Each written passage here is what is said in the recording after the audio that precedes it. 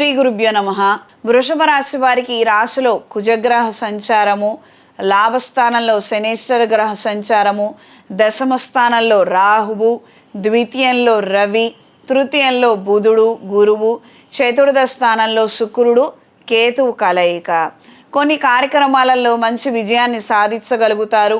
భూ సంబంధిత వ్యవహారాలు అనుకూలంగా ఉంటాయి. రుణాలకు సంబంధించిన అంశాలలో కూడా మంచి మార్పులు ఏర్పడతాయి. ఉన్న రుణంలో కొద్ది భాగాన్ని తీర్చివేయాలన్న ఆలోచనలు కలిసొస్తాయి. దానికి సంబంధించినటువంటి మంచి ఏర్పాట్లను, వ్యవహారాలను మీరు చక్కబెట్టగలుగుతారు, చేయగలుగుతారు. కుటుంబపరమైన అంశాలలో మీరు ఎంతకాలం నుండో ఆశిస్తున్నటువంటి నిదానము, మంచితనము, ఆ కంఫర్ట్సు కాస్తంత పెరిగే అవకాశం ఉంటుంది. సంతానం కోసం ప్రయత్నం చేసేవారికి కాలం అనుకూలంగా ఉంటుంది. మంచి శుభవార్తను వినగలుగుతారు.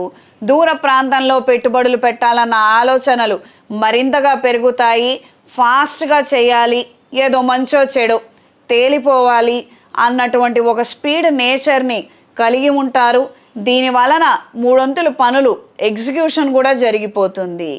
కార్యాలయంలో నూతన మార్పులు మీకు అనుకూలంగా ఉంటాయి.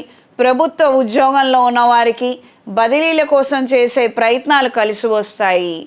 ఈ వారం పరిహారం: శ్రీ వెంకటేశ్వర స్వామి వారి వజ్ర కవచాన్ని పఠించండి.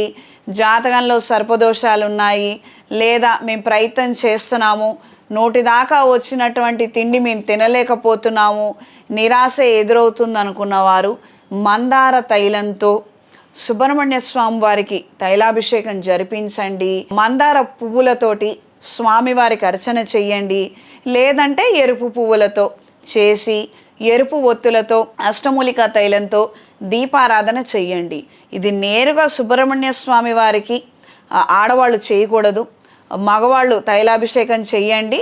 ఆడవాళ్ళు తైలాన్ని తీసుకెళ్ళి పంతులు గారికి ఇచ్చి ఆయన ద్వారా చేయించండి.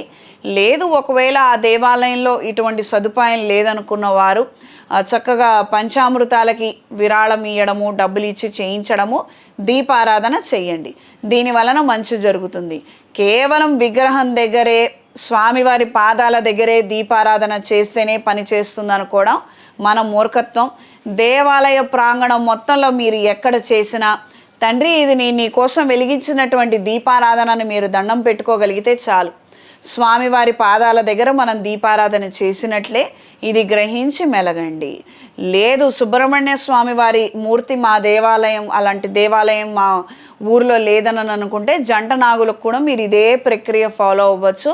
మీరు ఇలానే చెయ్యండి, మంచి జరుగుతుంది. ఈ రాశిలో జన్మించినటువంటి స్త్రీలకు నూతన ఉద్యోగ ప్రయత్నాలు కలిసి వస్తాయి.